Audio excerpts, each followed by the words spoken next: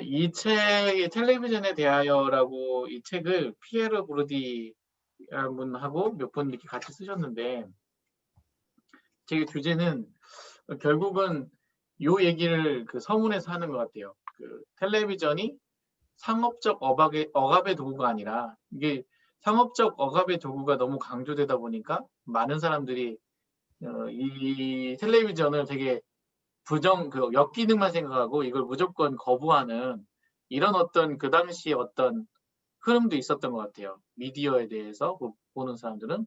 근데 그렇게 그런 부분만 너무 생각하지 말고 잘 활용하면 민주주의의 훌륭한 도구도 될 수 있기 때문에 그 부분도 같이 쓰자라는 부분을 이분은 중립적으로 같이 얘기를 하셨어요. 그래서 앞단에서는 이 상징적 억압으로 인해서 발생하는 이 역기능들을 엄청 얘기하시다가 뒷단에 이제 설명하면서 그럼에도 불구하고 피하지 말고 그런 어떤 스튜디오이지만 나가서 이런 어떤 얘가 이런 애다라고 하는 걸 밝히고 거기에서도 그 담론에서 뒤지지 말자 이런 얘기를 하시더라고요. 그러면서 하시는 얘기가 이제 이게 좀 인상적이었던 얘기는 이것이 올바른 영상이다라고 말하는 것이 아니라 TV에 대해서 이것은 단지 영상일 뿐이다라고 하는 부분을 계속 그 자각시키는 거죠. 이 결국 그 어떤 명문에 의해 가지고 우리가 자각하고 있으면 속지 않잖아요. 그 걔가 아무리 속이려고 해도 그런 자각의 도구로 자각을 한다면 이 도구를 잘 쓸 수 있을 것이다. 라는 얘기를 앞에서 서문에서 했습니다. 그래서 첫 번째, 질문할게요. 질문. 네네네. 텔레비전이 상징적 억압의 도구가 아닌 네. 민주주의의 훌륭한 도구가 될 수 있기를 바라는 마음, 이게 누구의 마음이에요? 저는 이 지금 피에르 부르디웨 이분의 마음인 것 같아요.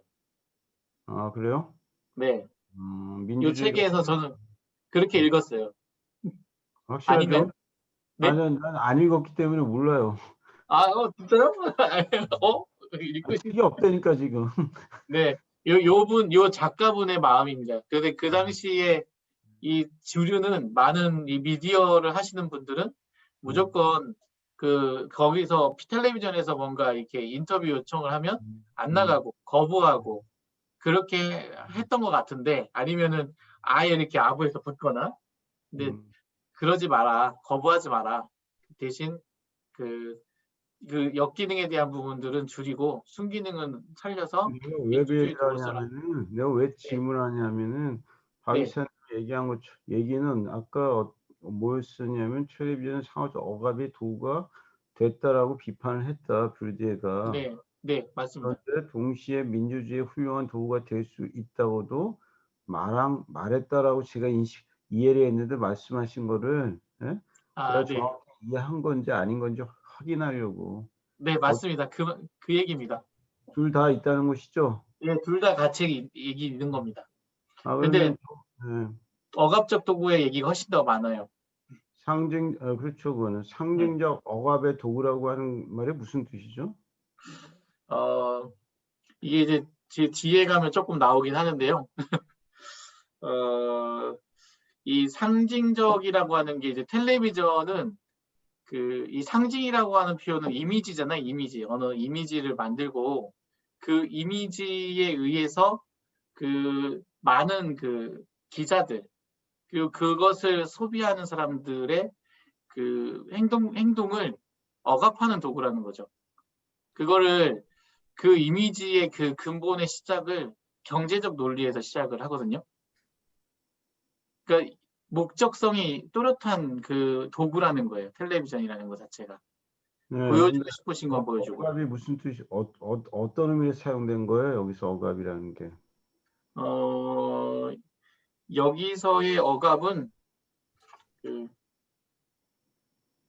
잠깐만요. 저도 좀.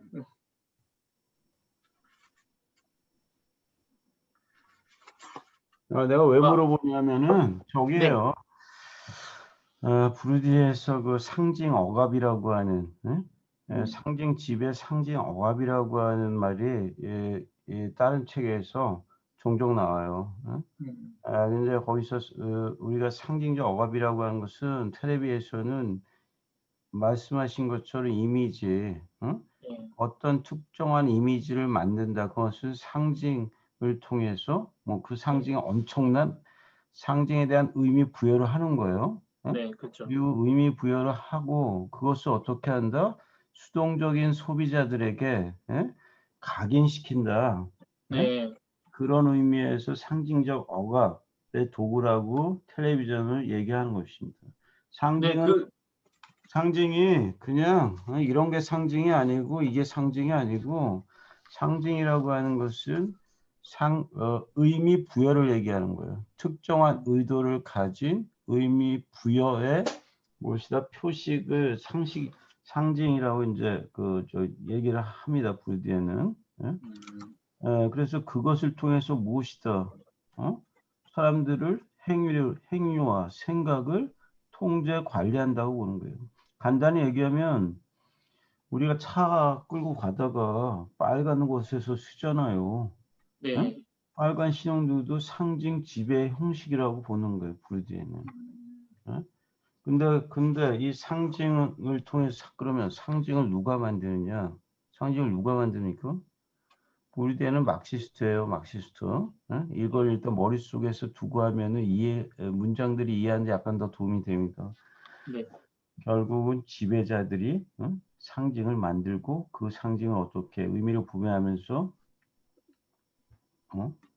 중간 계급 또 그러니까 피지배 계급군의 그 상징을 강요한다는 것이죠. 그걸 통해서 지배한다. 예. 그래서 현대 지배 방식은 상징 지배 이것이 가장 큰 지배 형식이다. 이렇게 이제 봅니다. 불지에는. 예, 예. 그래서 네네. 내가 물어본 거. 예. 그 얘기 그대로 비슷한 내용입니다. 그래서 여기서는 지배자들이 그 사장, 광고주, 그리고 음, 뭐 이런 사람들이고, 중간에 이제 관리자의 역할을 하는 사람이 기자, 음, 그 매체에 종사하는 음, 사람들, 음, 그리고 이제 밑에 있는 별로 무비판적으로 받아들이는 많은 음. 시민들. 예, 이렇게 돼 있죠. 예, 좋습니다. 예, 네, 계속 가르쳐 네, 주세요. 네. 그리고 그 다음에 이제 스튜디오와 내막이라고는 첫 번째 이제 스텝 그건데, 나오네. 네네.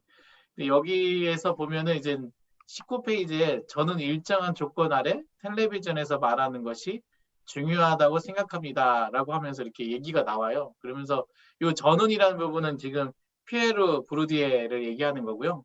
음, 그래서 이분이 강연하는 식으로 지금 이 책을 쓰셨어요. 그래서 무조건 쓸모없다라고 부정하는 것보다 쓸모에 대한 부분을 생각해보고 맞게 사용할 만한 것을 강조하시더라고요. 그래서 어, 굳이 여기서 이제 일정한 조건이라는 표현은 뭐 긍정적인 조건이 있다면 텔레비전도 좋게 볼 수 있다라는 얘기를 이렇게 얘기를 하셨어요. 그리고 이제 스튜디오라는 게 개념이 나오는데 이 스튜디오가 가보시면 알겠지만 이 상당히 통제된 공간 안에서 되는 건데요. 여기 내용에 스튜디오를 중심으로 텔레비전에 이건 제 말입니다. 이거는 역기능 때문에 전적으로 출연을 거부하는 사람들이 많았다. 근데 거부하지 말고 후설에 인류의 공무원이라는 단어가 있대요. 저는 이 후설의 책을 못 읽었지만 인류의 공무원이라는 책과 같이 이런 출연에 적극적으로 참여해서 승기능을 강화하는 것을 의무로 여겨라. 이렇게 얘기를 하세요. 이 책에 이 스튜디오의 서문 앞단에서.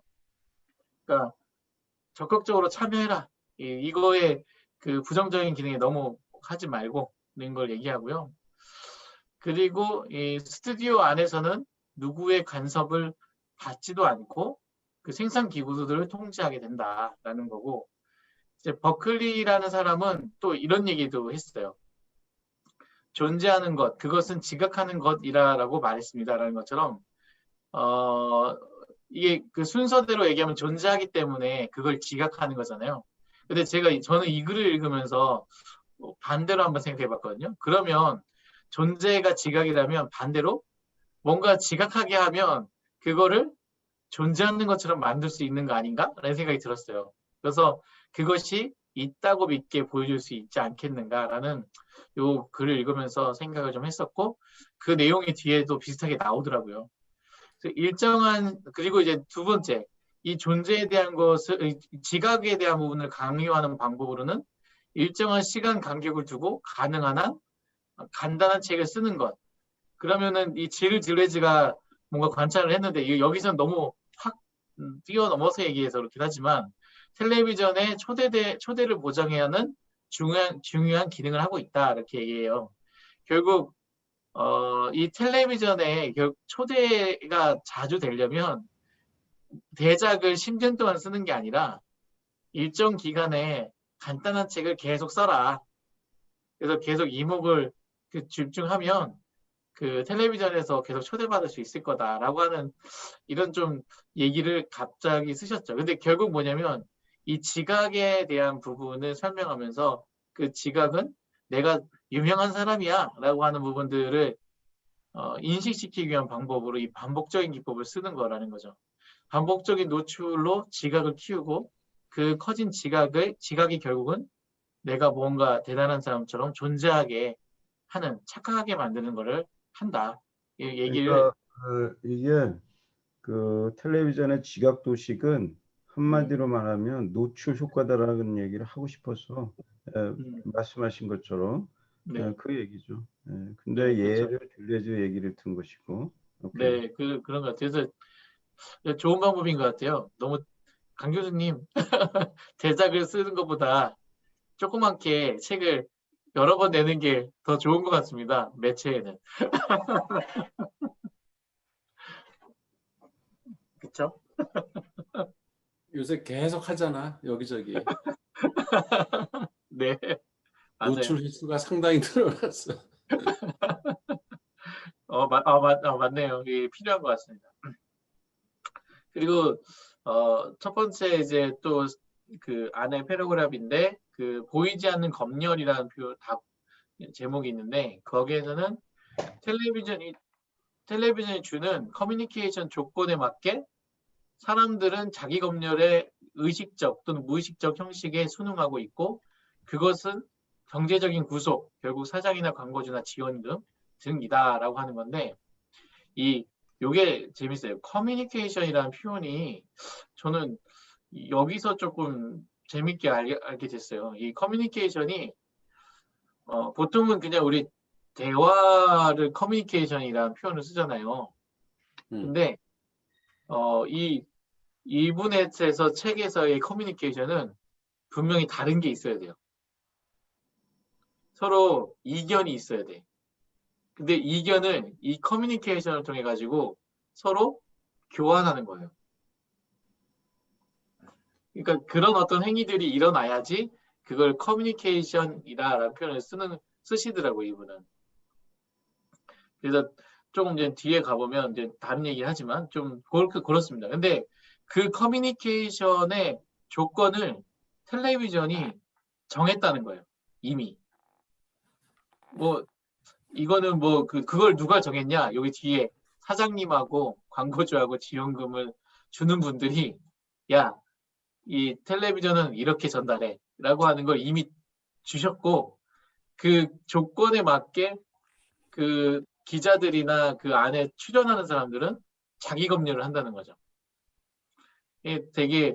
그리고 그게 되게 수능적으로 이루어지고 있다. 되게 이상하지 않아요? 저는 너무 자연스럽게 그런 생태계가 움직이고 있다는 거는 무비판적으로 좀 재미난 조직인 것 같아요, 언론은.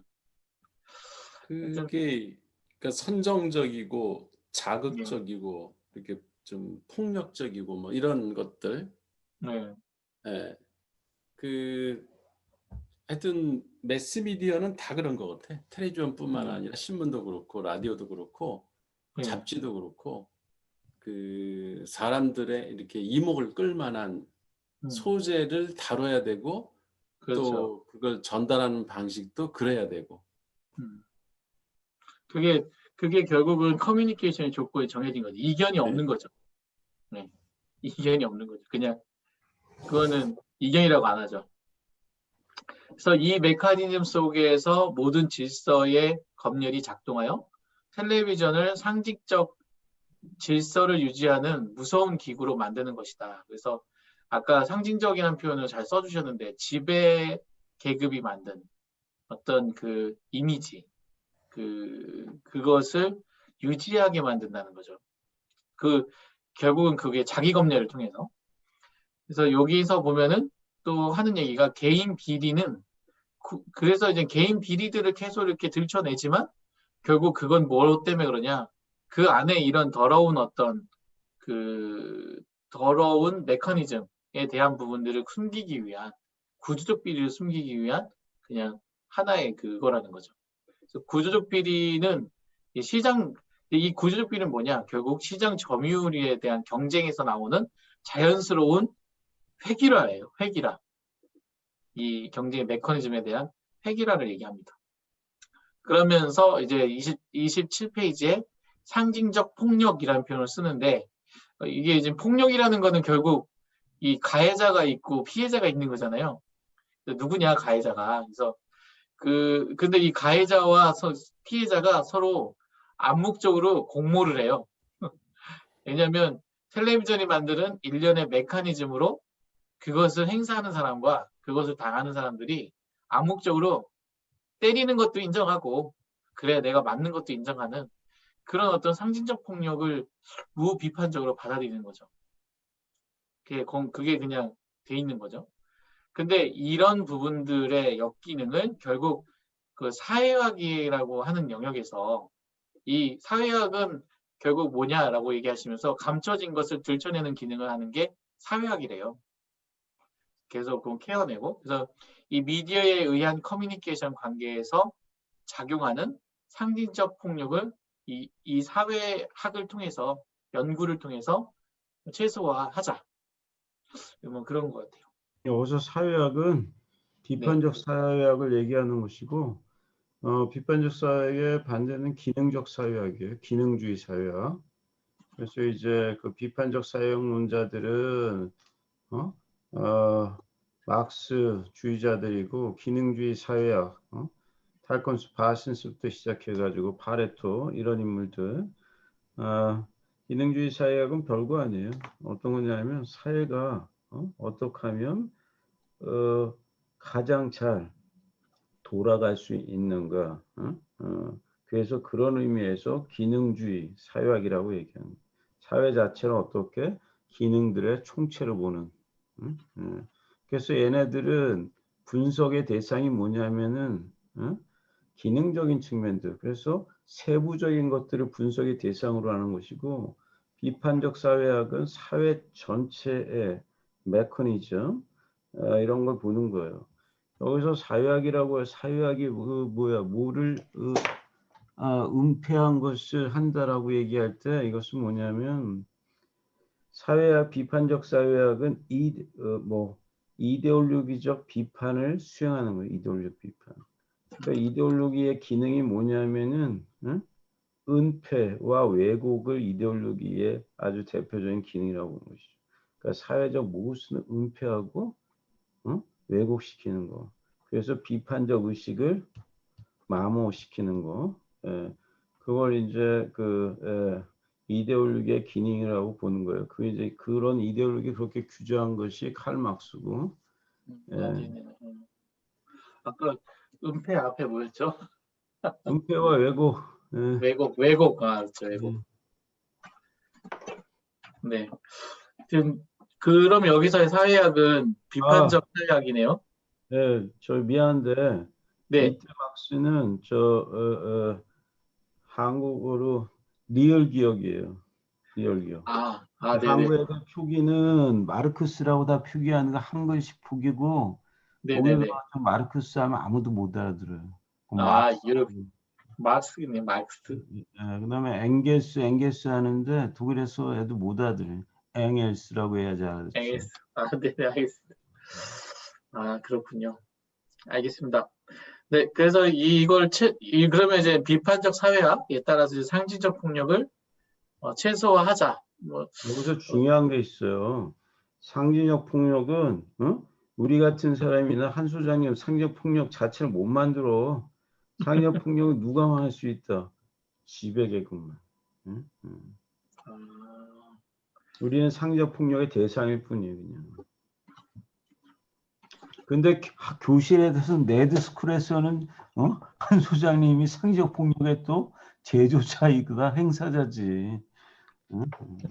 무서운 사람이네. 독재자야 거기서 또. 네, 그래서 지금 보면 페이지 28페이지에 이제 텔레비전에 이제 조금 그 특징인데 그 뉴스를 보면 옴니버스식으로 이렇게 짧게 짧게 이렇게 지나가잖아요. 그래서 예, 사실이라는 표현도 참 미묘하긴 하지만 어쨌든 시나리오죠. 시나리오로 짧은 시간에 사실같이 이렇게 쏟아내는 거. 그럼 결국 사람들은 그것을 시간을 가지고 곰곰이 생각할 시간을 주지 않아요. 그냥 바로 그냥 한 시간에 그냥 잡아먹어 버리는 거죠. 이거 다양한, 굉장히 중요한 거예요. 이거 이 얘기가. 네. 그쵸. 요게 뒤에 조금 나오는 거죠. 결국 뭐냐면 텔레비전은 상당히 많은 인구의 두뇌 형성에 영향을 미치는 일종의 정보 전달을 독점하고 있다라는 건데요. 요게 이제 뒤에 조금 뒤에 나옵니다. 이게 우리가 사고한다고 하는 거에 대한 게 그 결국 시간과의 관계가 많은데 그 부분을 얘가 차단해 버리는 거죠. 그래서 뒤에 이제 좀 더 가보겠습니다. 그래서 보여주면서 감추는 텔레비전이라는 표현에서 여기에서의 얘기는 이제 상징 이미지인데요. 어떤 이미지를 사람이 그 뉴스에서 어떤 이미지를 보여주는데 그거를 설명하지 않아요. 그게 옛날 건지 지금 건지 아니면 내가 만든 건지에 대한 걸 설명하지 않고 그냥 그 이미지를 보여주고 자기가 하고 싶은 얘기를 하는 이런 건데 그런 식으로 보여주지만 다른 의미를 갖고 있는 이런. 근데 저는 이제 그게 이미지도 텍스트다라고 생각하고 설명해야 된다라고 생각하고 그리고 단면이 아닌 연속된 흐름 속에서 정황, 컨텍스트를 파악해야 된다.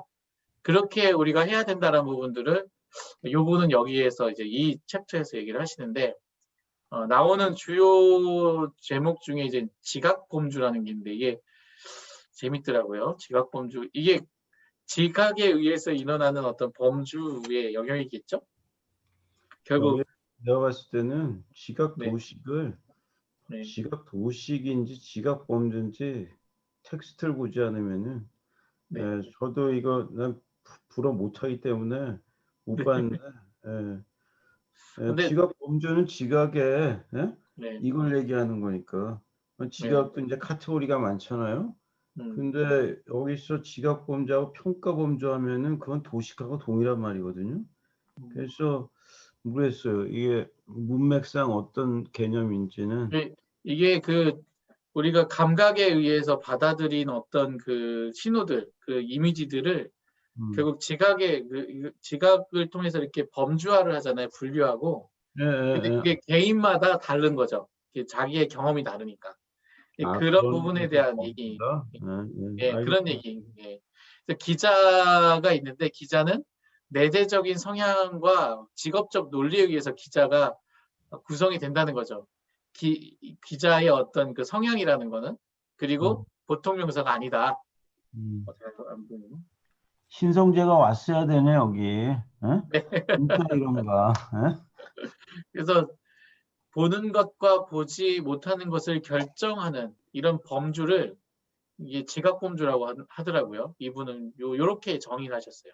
음, 결국은 은유했을 때는 안경과 같고, 그리고 이 음, 지각의 범주는 우리가 그동안 받았던 교육과 역사에 대한 산물이다. 이 지각 범주라고 하는 건 이렇게 설명하셨어요.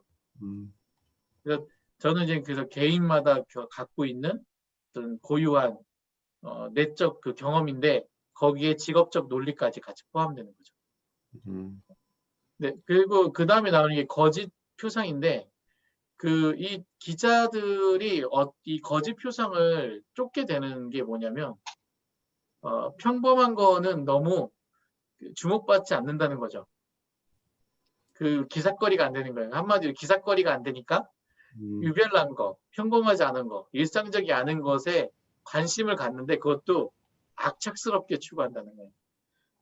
특종 잡아야 되니까 황색. 예, 예, 예, 그러니까 그런 것에서 기인해서 이 거짓 표상들이 계속 만들어진다는 거죠. 음, 그리고 근데 저는 이런 걸 보면서 이거 정신적 편향 아닌가? 음. 이 그 기자분들이 정신적 편향을 지금 정신병을 앓고 있는 게 아닌가 이런 생각도 들어요. 예. 아, 그런 생각하셨어요? 왜? 살짝 그런 아니 그렇게 될 수밖에 없는 거 아닌가라는 거죠. 아, 그게 정치적 평양이 아니고 그저 부르디의 이론에서는 언론장에서 네, 장마다 각각 그 장을 이제 그 필드라고 하는 것인데 네, 언론계가 있고 학술계가 있고 교육계가 있고 등등 있잖아요. 네, 네, 이게가 장이에요. 그리고 사회라고 하는 장에서도 또 영역별로 있지 않습니까? 예, 그러니까 전체장하고 이를테면 시스템, 서브 시스템처럼 큰 장이 있고 그 아래 또 하위장이 있는 거죠. 스포츠면은 또 축구장이 있고 등등 이렇게 하죠. 근데 거기마다 어떻다? 메커니즘이 다르라는 거예요. 장마다 메커니즘이. 그리고 장과 장은 어떻다? 상호 이게 안 되는 거예요. 이게. 그렇죠. 그래가지고서 여기서는 이거는 뭐냐면 언론장에서의 생존과 관련된 기자들의 이것이라고 얘기해야지 정치적 아, 그래? 편의마다 이렇게 이해하면 안 됩니다. 이거 예, 완전한 아니, 오해. 왜냐면 아니 뭔가 한쪽으로 치우치면 이 사람이 이렇게 정신이 이상해지잖아요. 네. 그런 상황이 발생할 것 같다라는 거죠. 근데 제가 여기서 지금 현재의 어떤 사건들을 한번 음, 생각해 봤어요. 그게 뭐냐면 민주당, 우리가 지금 조국이나 이런 그 민주당 쪽 계열의 사람들이 뭔가 이렇게 이슈가 되면 음, 엄청나게 막 사람들이 이슈가 되잖아요. 그 언론들이 엄청 막 음, 몰려든단 말이에요. 근데 음, 그거 저는 공작이라고 생각했거든요. 공작.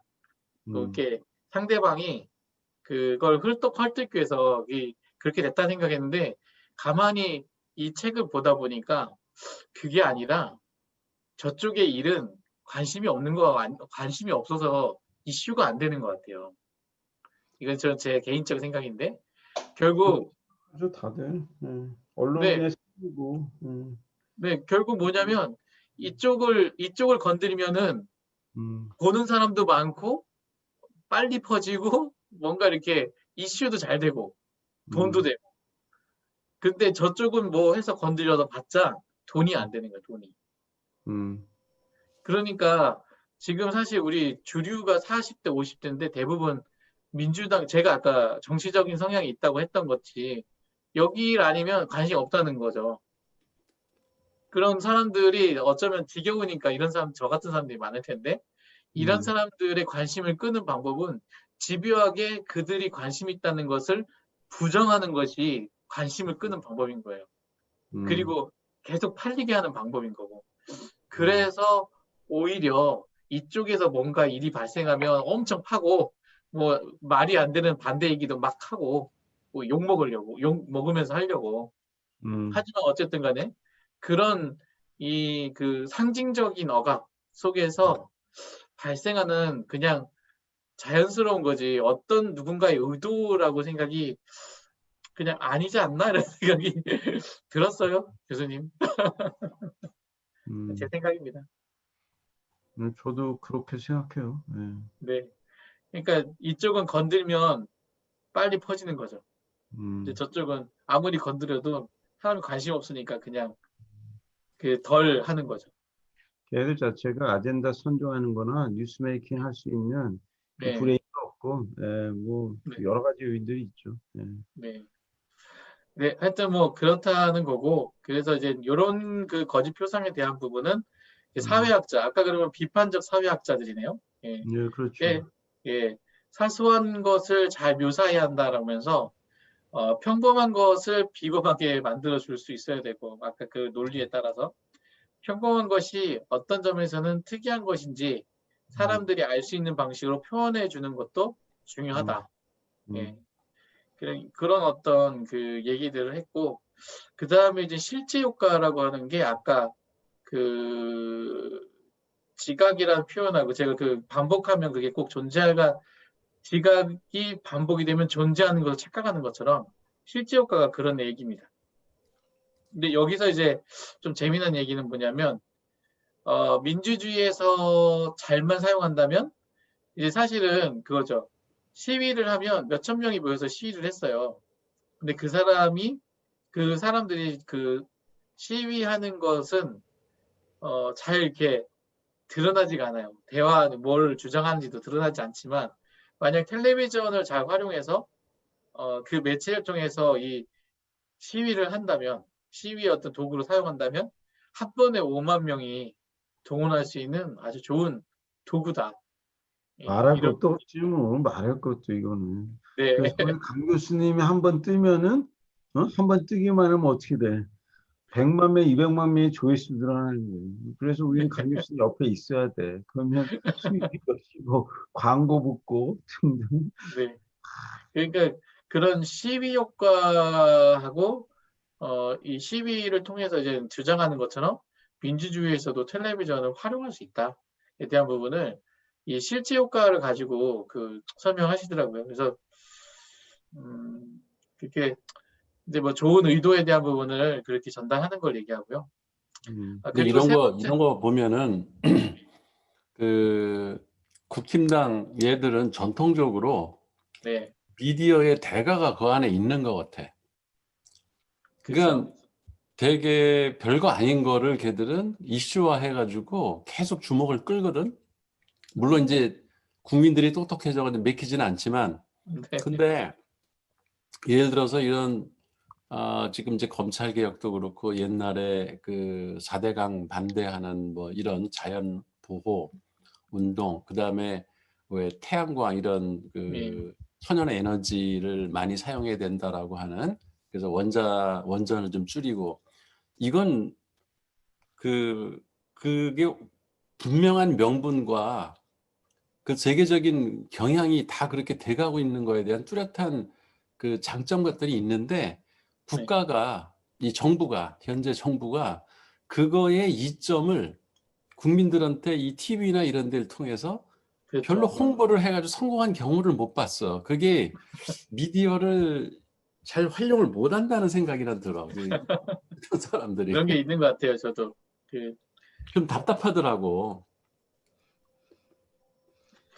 사실 미디어 국통 쪽에는 미디어의 대가들이 있었죠. 사실 예전에도 보면 국통이 뭐예요?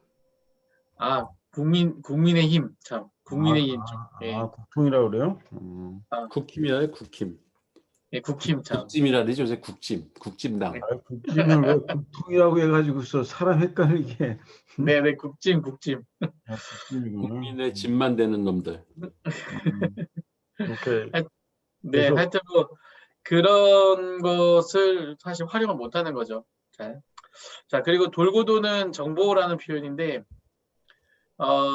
여기서는 뭐냐면은 기자들이 서로 앞다투어서 기사를 써야 해서 이거는 어쨌든 기자들이 무조건 속보나 아니면 특종을 잡아야 되잖아요. 서로 계속 감시하고 있는 거예요. 누가 뭘 쓰나. 그래서 만약 자기가 단독이면은 바로 올리는 거고 누군가 어떤 글을 올렸으면 빨리 옮겨야 되는 거예요. 그래서 서로 뒤처지지 않게 뭐 서로 계속 모니터링 하다 보니까 결국 정보가 언론의 장 안에서는 다 동질화되는 거예요. 어떤 그러니까 드라마에서 네, 어떤 드라마에서 이 장면이 굉장히 잘 나온 드라마가 있었는데, 근데 뭐 그래요? 가 여자고, 네. 어? 그래서 무슨 또 그거 있잖아요. 그 무슨 영화였는데, 김 누구가 그 여자가 이제 주인공인. 우리나라 드라마인가요? 김남. 내부자들 아니야, 내부자들? 내부자들인가요? 그 음. TV에서 연속극으로 했던 거. 연속극을 했던 영화는 내부자들이 그런 내용이 나오고. 예. 그러니까 서로 여기서 탁 트면 바로 순식간에 바로 다음에 뜨는 거예요. 그러면서 나중에 보면 이 언론이나 저 언론이나 똑같은 얘기를 하고 있어 다. 저희 신문 이름만 다르고 애들이 하도 베껴가지고서. 네. 예? 그러니까 옛날에는 그래도 이게 그 신문에 기조가 있었더라고요. 기조가. 어떤 그 자기만의 그 쓰는 집필 방법들이 있어가지고 좀 색다르게 했다는데 요즘은 또 이제 그냥 복사하니까 하여튼 그걸 이제 거울 게임이나 뭐 폐쇄 효과에 의해서 정부가 뭔가 새롭게 창출되는 게 아니라 그냥 그 안에서 다 같이 돌고 돈다는 거예요. 네, 중요한 개념이네. 거울 게임, 폐쇄 네, 효과. 폐쇄 효과. 예, 서로 이제 베끼는 거죠. 그리고 이제 신성재가 여기 들어왔어야 돼. 이거 네, 그 기사 어뷰징 문제 이거잖아 바로. 네. 그래서 근데 또 기자들의 착각이 뭐냐면은 기자들은 모든 사람들이 모든 신문을 읽고 있다고 생각한다는 거예요. 이런 경향이 있다고 생각한대요. 그래서 우리 쪽에서 빠지면 안 된다. 저쪽에 나왔는데 우리 쪽에 빠지면 안 된다. 이런 생각을 한다는 거예요. 사실 그런 독자가 많지 않은데 기자들은 그런 착각을 한다라는 얘기를 하시더라고요. 근데 왜 사람들이 이렇게 그 동질화되느냐? 그것은 결국은 이 시청률이라는 것 때문에 이게 신이 돼요. 아까 뭐 음, 광고주 뭐 얘기했지만 요 사람들을 딱 종합하는 한 단어가 시청률이에요. 시청률이고 광고 주기 때문에. 네, 그렇죠. 결국 시청률이 얼마나 높냐가 이 매체가 이 미디어가 얼마나 주목받고 있느냐를 대변하기 때문에 그게 신 같은 어떤 뒷단의 이제 지수처럼 지표처럼 이렇게 관리가 되고 있는 거죠. 그러니까 그거를 올리기 위해서 이렇게 앞다투어서 그 동질화되는 거죠. 음. 네. 그래서 이 불가사의한 작품 생산의 조건마저 문제 삼으며 대중의 기대보다 앞서려 하지 않고 결국은 그에 맞는 대중을 만들어낼 위험이 이건 좀 말이 제가 어렵네요. 제가 옮겨 적긴 했는데 네, 하여튼 맞아, 좋은 맞는 말이야. 네, 이거 이해되셨어요? 음. 난 나는 이해 못했으니까 이해한 사람이 설명해 주세요. 어떻게 돼요? 나 이게 옮겨 적긴 했는데 지금 갑자기 아니 그러니까 이게 대중 매체가 이렇게 서로 담고 뭐 이게 시청률 경쟁하고 이러다 보니까 뭔가 원래 언론의 기능이라고 하는 것은 그 그치. 이게 약간 리딩을 해야 될 거 아니야. 이렇게 사회의 어떤 정신을 끌고 나가는 그런 좀 역할도 해야 되는데 그러기보다는 맨날 뒷북친다 이거지. 그러네요. 맞아요. 그 현상에 그냥 보도하는데 끝나지 자기네들이 이런 그 대중들의 리딩 역할을 못한다. 음. 근데 여기서 저도 궁금한 게 하나 있어요. 결국 그러면 요거는 그 미디어의 장에서는 시청률 때문에 이렇다 치더라도 그러면 작품의 관점에 봤을 때 고결한 작품과 대중적인 작품 무엇이 좋은 작품인가? 예, 대중이 이해하지 못하는 작품이 시대 정신을 방향하는가? 아니면 시대 정신에 맞는 작품을 만드는 사람들은 항상 외로울 수밖에 없는 건가? 아니, 가난함. 왜 갑자기 사람이 안 보이지? 제가, 제가 뭘 잘못해가지고. 근데 이거 어떻게 이런 생각하세요? 거를 이렇게 지적한 게 옛날에 우리 읽었던 그 베냐민의 기술 복제 시대의 뭐 예술인가 뭐 그거 생각 아니야? 그러니까 어, 이게 네네. 미디어 그러니까 이게 복제 기술이 발달 사진이라 시작해가지고 이게 지금은 거의 무한 복제가 가능하잖아. 이게 전자 매체라고 하는 것이 네네, 그쵸. 그렇게 되면 고호 같은 화가는 이제 나오기가 힘든 거지. 지금은 그 미디어가 유명 화가를 만들고 그 화가가 이 대중매체를 통해서 반복해서 노출이 되고 알려지면 그 사람의 작품값은 계속 올라가고 그거를 또 계속 복제해 가지고 그 전 세계에 그 많은 사람들을 어찌 보면은 그 사람의 예술 방향으로 끌고 가는 그게 예술의 주류를 만드는 형성하는 그런 기능 이런 것들이 계속 맞물리면서 이게 미디어라는 게 예술조차도 그런 식으로 방향을 바꿔놨다. 그래서 상업성으로. 그런 얘기 했었잖아. 상업적으로. 네네. 상업적으로. 예. 그것도 근데 이게 지금 말씀 그 45페이지 그 요점 얘기하는 거죠, 조아 씨? 네네. 그거에 대해서 이거 근데 지금 보면 결국 상업적인 목적에 의해서 이 미디어의 장이 요 지금 미디어의 장, 요 언론의 장, 이 장이 왜곡됐다. 저 시청률로 상업적인 그게 목적으로. 그것도 예. 근데 조금 더 저기 하면 이제 우리 청소년들이나 미디어를 이끄는 지금 현재 앞으로 미래도 그럴는지는 모르겠는데 나는 이제 시대의 흐름에 따라서 이 현상도 좀 달라진다고 생각하는데요. 미디어를 다루는 세대가 젊은 세대가 포지션이 더 많다 보니까 또 미디어 지금 여기 얘기한 TV 미디어 그리고 지금 이 미디어가 현재 텔레비전에 관해서는 그때 그냥 현상이라든지 보여지는 어떻게 보면 바로 감정이 표현되고 드러나는 그런 어떤 생산적인 거에서만 만나고 활동되는 그리고 그런 미디어를 좋아하는 거죠.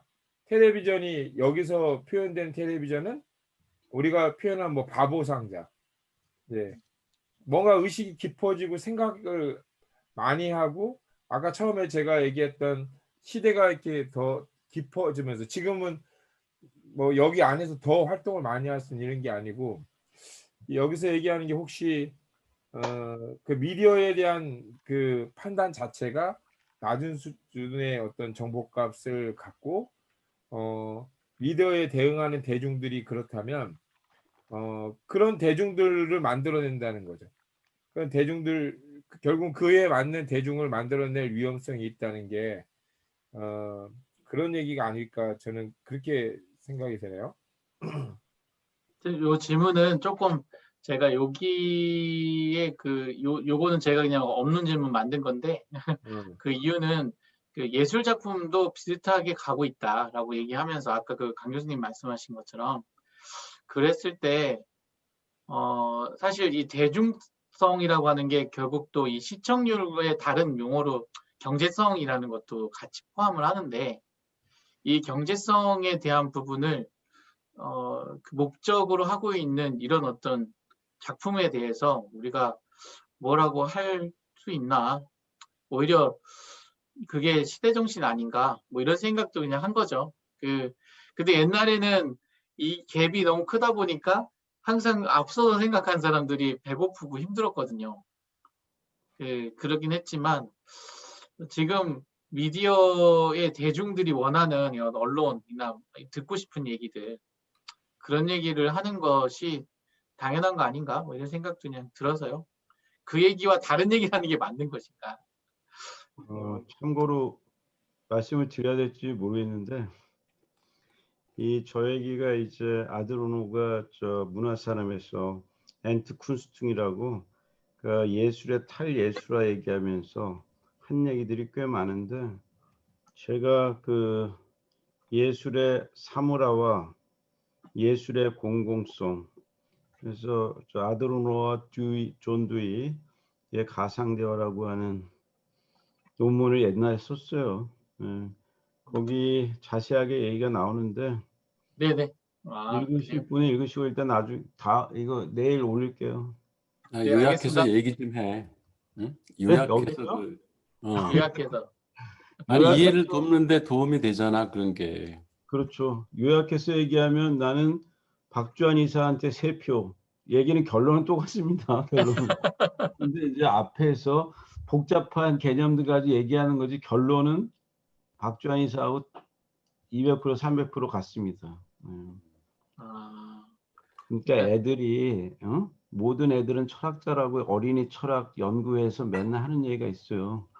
야 칼 야스포스가 철학학교라고 하는 데서 처음 얘기하고 근데 실제로 이제 철학자들이 하는 거는 지들만 아는 전문 용어 가지고서 그 얘기 그냥 하는 거니까 역시 박주환은 위대하다. 왜 그래? 아이고 이상하네. 인증서 받을 만하다. 그래도 저기 그 예, 야주 교수님이 조금 더 네, 부연 올려주시면 설명해 보세요. 예. 지금? 예. 아니, 나 지금 에너지 떨어져 가지고서 그냥 계속 진행하세요. 이거 어려운 얘기도 아니니까. 네, 하여튼 요약인 즉슨 대중이 알 수 있는 얘기들을 전달하는 것, 그런 능력이 더 중요하다. 그런 것들이 더 중요하다는 얘기인 것 같다라는 그냥 느낌이 오는데, 한번 올려주세요. 제가 한번 저도 보고 싶습니다. 여기서 그 대중 예술, 대중 네. 작품에 대해서 쌍욕하는 인물이에요, 브루디에는. 응? 네. 그래서 예술에 관한하는 엘리트주의 입장을 취하고 있어요, 이 인물이. 그래서 맨날 얘기하는 뭐 얘기 즐겨 사용하는 개념 중에서 그 문화 귀족이라고 하는 말을, 예? 문화 귀족 얘기하면서 이제 그 반대 개념으로 뭐 얘기하냐면은 대중 취향 이런 개념들 사용해요. 응? 그래서 실제로는 원래 애초에 얘기했던 거는 응? 그 문화 민주주의를 얘기를 하는데 응? 내용을 보다 보면 계속 문화 귀족 얘기만 하고 있어요. 원래 하고 싶었던 얘기는 문화 민주주의 얘기하는데 그래서 해석이 문화 엘리트주의자인 측면도 있고 또 본인이 애초에 얘기했던 예술 민주주의, 문화 민주주의. 그런데 이것이 우리가 생각하는 세속적인 의미의 대중예술, 대중 문화하고는 또 달라요. 부르디에가 얘기하는 문화 민주주의 예술. 이거는 이제 어떤 거냐면은 대중 취향의 요소도 있지만 문화 상승 욕구가 있는 그러니까 문화 자본을 일부 흡수하는 그러니까 이게 이 인물이 재밌는 인물인데 뭐냐면은 막스는 자본에 대해서 경제 자본만 얘기했는데 자본을 세 가지로 구분을 해요. 뭐냐면 경제 자본, 문화 자본, 또 사회 자본. 예. 그러면서 이제 여기서 얘기할 때 여기에 시대 정신에 맞는 작품, 대중적인 작품은 대중 미학이라고 얘기하는 거죠. 브루디의 개념 대중미학, 대중미학. 그다음에 나머지 고결한 작품 이것은 뭐냐면 대중미학과 반대되는 정통 미학이라고 얘기해. 정통 미학. 그런데 정통 미학을 가질 수 있는 것은 뭐냐면은 어렸을 때부터 공기처럼 고급 문화를 고급 문화와 함께 숨을 쉬는 그래서 이게 문화유산이라고 하는 개념도 등장시켜요. 예, 문화유산이라고 하는 거는 어렸을 때부터 그것을 바꿔서 자란 사람들을 정통 미학, 취향, 정통 미학의 취향을 가진 사람이라고 얘기하는데 이런 종류 얘기가 구별짓기라고 하는 취향의 사회학을 다룬 텍스트인데 그런 얘기가 많이 나오죠. 그러니까 자본 관련해서 간단히 얘기하면은 그냥 경제 자본은 막스가 얘기했지만 돈 얘기하는 거고 사회 자본은 지금 소셜 네트워크 이게 이제 사회 자본이고 근데 단순히 많은 사람을 알고 있다는 것이 아니라 우리 박 이사님이 한 수장님의 뭐 다른 한 수장님이 가지고 있는 또 뭐 문화 자본, 사회 자본도 활용할 수 있는 수준을 사회 자본이라고 얘기한다. 사회 자본. 그럼 문화 자본은 뭐냐? 지금 아까 2,000개, 그것도 무슨 고급 콘텐츠가 있는 뭘 가지고 있다고 그랬잖아요. 그것도 문화 콘텐츠고 아주 오래 내려오던 조선 백자를 가지고 있다. 그것도 문화 자본이고 단순히 그만 문화 자본만이 아니라 우리 저 박수현이 뭐예요? 음악을 듣잖아. 음악을. 그것도 이제 뽕짝만 듣는 게 아니라 소위 정통 음악이라고 하는 클래식 음악도 듣고 이것도 전부 다 뭐다 문화 자본이에요. 문화 자본. 그러니까 취득대 문화 자본하고 획득대 문화 자본 뭐 등등 복잡하게 나누는데 고급 문화를 느끼는 것 하나 재화로서의 또 물질로서의 문화 자본 이렇게 구분을 하는 것이죠. 그래서 이제 결국은 이것을 누가 더 많이 가지고 있느냐, 자본 간의 무엇이다? 싸움이다. 이런 얘기를 하는 것이고, 결국 이것이 다 가지고 있는 사람이 뭐예요? 지배계급인 것이고, 그 지배계급, 중간계급, 근데 하층계급 세 가지로 나누는데 거기서도 또 각각 세 개씩 나눠요. 그래서 막스는 직업이 계급이 딱 두 개잖아. 우리가 알다시피. 근데 계급을 세 가지로 나누는데 거기서 또 하위 계급을 세 가지로 나누다 보니까 브루디에는 꼭 9개의 계급을 실제로 구분하고 있는 거예요. 그러니까 이제 현대화된 막시스트라 얘기할 수 있어요. 그리고 이 인물은 보통 유럽 애들은 초딩도 다 아는데 왜 그러냐면은 지구와 세계와 반대하는데 앞장서가지고 실제로 시위도 막 나갔던 사람이에요, 이 인물이. 그래서 이제 그 미디어 스타가예요, 미디어 스타 실제로. 그러니까 본인이 아까 그거 했는데 미디어를 잘 활용한 사람이죠. 미디어의 상징 폭력으로서의 미디어의 이데올로기적 기능에 대해서 비판을 많이 하지만 동시에 미디어를 아주 잘 활용한 미디어 스타 중에 하나다. 브루디. 근데 이 브루디의 정신적인 아버지였던 아도르노는 현대 철학자 중에서 미디어 출연이 제일 많아요. 뭐 하이데거니 후설이니 사르트니 이거 비교가 안 돼. 근 200회 가까이. 그래가지고 그 통계도 있어요. 현대 철학자들이 방송 출연을 몇 번 했고, 라디오 출연을 몇 번 했는데 그런 통계가 나오는데 아드이노가 아니고 아드르노. 근데 뭐 그런 거 별로 중요한 거 아니니까. 어찌 됐든 자 여기서 이제 중요한 코멘트는 결정적인 코멘트는 항상 우리 강 교수님께서 하셔야죠. 한 말씀 하시죠. 우리 대장인데 보스인데 한 말씀 시원하게 하시죠. 오늘은 여기까지 합시다. 역시 확실합니다. 10시 55분 오늘 여기까지. 자, 그러면 네, 좋습니다. 하여튼 고생하셨습니다, 박 기사님. 네, 네. 아이고 정리 잘했어요, 아주. 네, 다음에 좀 더 잘 정리해 보겠습니다. 여기 우린 중요한 게 이렇게 이야기 소재를 제공하는 그 능력이 일단 네. 각자 가지고 있어야 돼. 그래야 네. 끊임없이 이야기할 수 있는 소재가 나오니까. 네네. 근데 나는 이제 이 책을 이제 읽으면서 무슨 생각을 했냐면 우리 왜 이렇게 일요일에 거의 무제한 토론하잖아. 무슨 네. 제약도 없고 누가 네. 뭐 사회 보는 것도 아니고 네.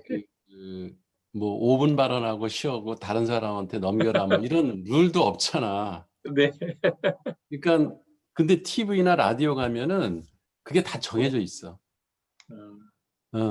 그러니까 말하는 방향도 대중성이 있어야 되고 그다음에 쓰는 용어도 이게 듣는 시청자들이나 청취자들의 귀에 거슬리는 얘기는 하면 또 안 돼. 그러면 또 바로 사과를 하든지 상대가 진행자가 그거를 커트를 하든지 뭐 녹음 같으면 다 잘라내고 이러거든. 그러니까 그게 보이지 않는 이게 질서가 이 안에 있는 거야. 그것도 하나의 억압적인 요인이지. 근데 이제 우리가 지금 그걸 다 깨는 짓을 하고 있거든.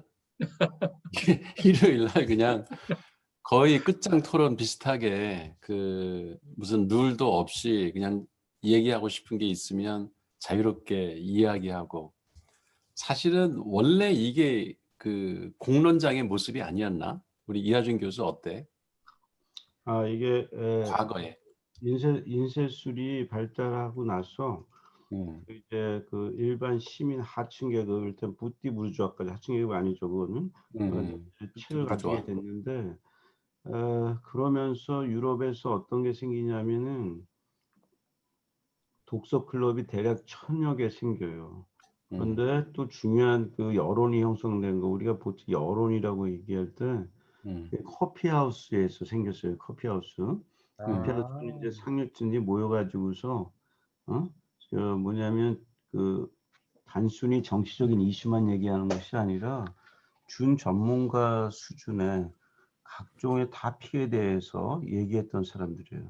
그 사롱 문화하고는 다른가? 네? 사롱 문화. 사롱문하고는 전혀 다르죠. 사롱은 귀족들이지 하는 거지, 이거는.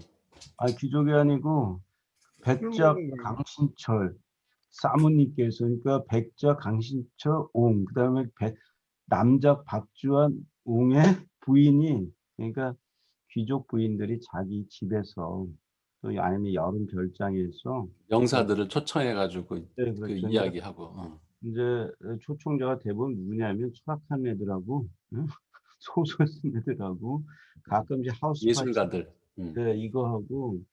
근데 그게 이제 저기예요. 그러니까 이거는 순수하게 민간 주도네. 그렇죠. 바텀업식으로 커피하우스. 근데 여기 지금 4사람이 있는데 4사람 부인이 전부 다 성격이 또 생긴 것도 달라. 그래서 지네 사롱마다 약간씩 성격이 달라요. 어떤 경우는 소설책만 읽는 거예요. 그래가지고 어떤 그림이냐면은 볼테르가 당시에 파리에서 뭐냐면 지성의 별이었어요. 근데 뭐 하냐면은 소설책 읽는 거예요. 요 앞에 귀족 여자들 있고. 근데 그런 사롱, 있네. 그런 사롱도 있었고 저기도 있었는데, 실제로는 이제 우리가 주목해야 되는 것은 커피하우스는 이제 대부분 남자들만 갔어요. 근데 거기서 소위 공론장이라고 하는 개념을 사용할 수 있는 건 그거고, 그렇습니다. 근데 제가 봤을 때는 여기에서 진정한 승자는 한비찬 소장이다. 아무 얘기도 안 하잖아. 그리고 가끔 저 손가락을 툭 던지고. 아무것도 안 하는 사람이 제일 무서워요. 일단 약점은 안 보여. 아니 초반에 저를 교본으로 써놓고 아무것도 안 한다고 또 교보제로 실컷 까놓고. 너무하네. 죄송합니다. 나쁜 선생이에요. 기억력이 아니고. 아니 오늘 수업에 내가 50%가 활용됐는데 이게 뭐예요? 그러게. 활용도가 다 쓰라고 이렇게 적극적으로 내주었는데. 참 교수님 그 제본 어떻게 되셨어요? 그거 우리 아직 그 생각도 못했어요. 우리 얘기하니까 아니 그거 제보다는 거는 도서관에 비해서 금방 하니까 네네. 우리 이 진도 나가려면 한참 나중에 제보해도 문제가 없습니다. 네, 알겠습니다. 네. 아니, 궁금해서요. 갑자기 저 책 다 받았는데 그 책 하나가 없어가지고 궁금해서요. 제보하는 거 어려움 없어요. 우리 딸 네. 학교에서 빌려오는데 2, 3일이면 걸리고 바로 제보해도 되니까. 네, 알겠습니다. 아니 근데 커피하우스가 이게 몇 년 전이에요? 이 18세기 이게 커피하우스가 몇 년 전이에요? 남자 귀족들이 남자 시민 계급들이 만나가지고서 수다 떠는 데가 커피하우스였어요. 아니 그러니까 이게 유럽에서 저보다 200년 된 거예요? 지금요? 18세기요. 18세기. 18세기, 19세기에. 그래서 그때 유럽에서 커피가 유행이어서 가지고서 한비찬 소장이 왜 이래? 바흐가 커피에 대해서도 작곡도 했잖아. 응? 아니요, 지금 저희 지금 국내가요. 또 이제 커피 하우스가 지금 된 지 얼마 안 됐잖아요. 지금. 네, 한국으로죠. 네, 이런 데서 지금 또 그냥 커피 하우스란 개념이 지금 현재 완전히 다르죠. 거기 예, 독서하고 막 이런 모임들이 생기니까 야, 이 문화가 이제 또 이게 이런 문화도 복귀되는구나. 이게 따라 뭐 아니 그런 느낌이 들어서. 여기서는 상류 계층들만 있었던 거고 네. 우리가 지금 카페 이거 저 학생들 와서 공부하고 뭐 하는 거 있잖아요. 네. 네. 파리에서 1950년대, 60년대 파리의 일반적인 풍경이었어요. 아. 이거는 파리 베낀 거고 애들이 겁먹들어가지고 여기서 커피하우스 18세기, 19세기 커피하우스는 상류 계급들만 나와가지고서 이제 얘기했던 거죠. 아, 카페가 그런 거군요. 네. 커피하우스가 이제 그거예요. 예. 야, 이거 이름 나중에 지으면 좋겠다. 우리 그 1층 그 만들면 사옥지면 1층은 커피하우스로. 하우스가 예, 하우스가 독일어 집. 예. 좋네요. 이게 여기에 대해서 자세히 나오는 게 하버마스가 썼던 공론 장애 구조 변화라고 하는 거. 예, 근데 이제 거기서 처음 얘기하는 거는 문학 공론장을 얘기해요. 문학 공론장. 그러니까 제일 아줌마들하고 그저 귀족 남자들도 저기잖아요. 제일 만만한 게 소설. 소설인데 그것도 연애 소설. 그래서 알다시피 루소가 루소가 돈 번 게 딱 두 가지. 뭐냐면은 소설 하나 썼어요. 네. 신 엘로이즈라고 하는 거. 지 연애담을 이제 플러스 소설 쓴 건데 그게 당시에 베스트셀러 유럽 전역에. 마을의 점장이 지가 저 오페라 작곡한 거.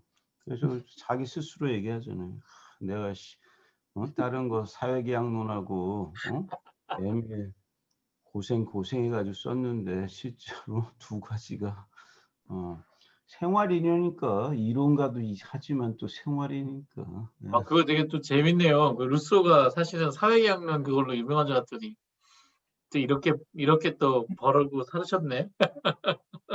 루소를 제대로 이해하려고 하면은 뭘 네. 읽어야 되냐면은 학문 예술론하고 인간 불평등론을 읽으면은 그걸 루소를 제대로 알 수 있어. 루소 전체 철학을 이해하려면 학문 예술론을 읽어야 된다. 여기에 그 후대 철학들이 다 단서들이 다 들어가 있어요. 여기 하버 먼스가 아니고 하버 마스. 네. 나 이번에 저기 연구재단 돈 받아가 유럽 가는데 그때 하버마스를 만났다니까요. 그래요? 내가 만나서 인터뷰한 건 절대 아니에요. 프랑크푸르트 대학의 도서관에 가는데 거기 이제 사회연구소를 찾아가야 돼서 도서관에 가는데 애들이 여학생들이 도서관에 딱 나오면서 유일건 걸어간다라고 하는 거예요. 유일건. 근데 유일건 하버마스인데 지금 80이 다 돼가는데 도서관에 와가지고 공부하고 가는 거예요. 공부하고. 그리고 최근에 작년에 쓴 책이 800페이지가 넘는 그러니까 기계예요. 기계. 연구 기계. 그래가지고 전 먼 발치서 봤다니까요. 분명히 딱 보니까 유리겐이야. 그냥 달려가서 얘기하자니 나도 이제 학자인데 내가 무슨 평생 쫓아가다 할 수는 없고 아무튼 그렇죠. 하버마스. 네, 알겠습니다. 하버마스 사회 이론하거나 그 현대 그 철학 공부하면서 하버마스 모르면은 간첩이다. 간첩. 사회학 하는데 부르디에도 마찬가지예요. 부르디에 모르면은 간첩. 그거 이름조차 못 들어봤으면 그냥 짐승이고. 부르 뭐요? 부르? 부르디에 우리 이체 부르디에. 이분이요, 이분. 네네. 네. 이제 자. 이름 들어봤어요. 짐승은 아니야.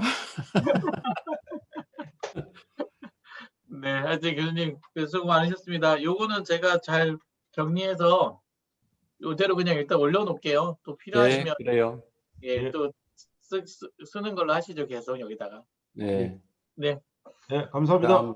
다음 네, 주에 들어가세요. 그 후반부 합시다. 예, 수고했습니다. 들어가세요. 네, 수고하셨습니다. 수고하셨습니다. 네.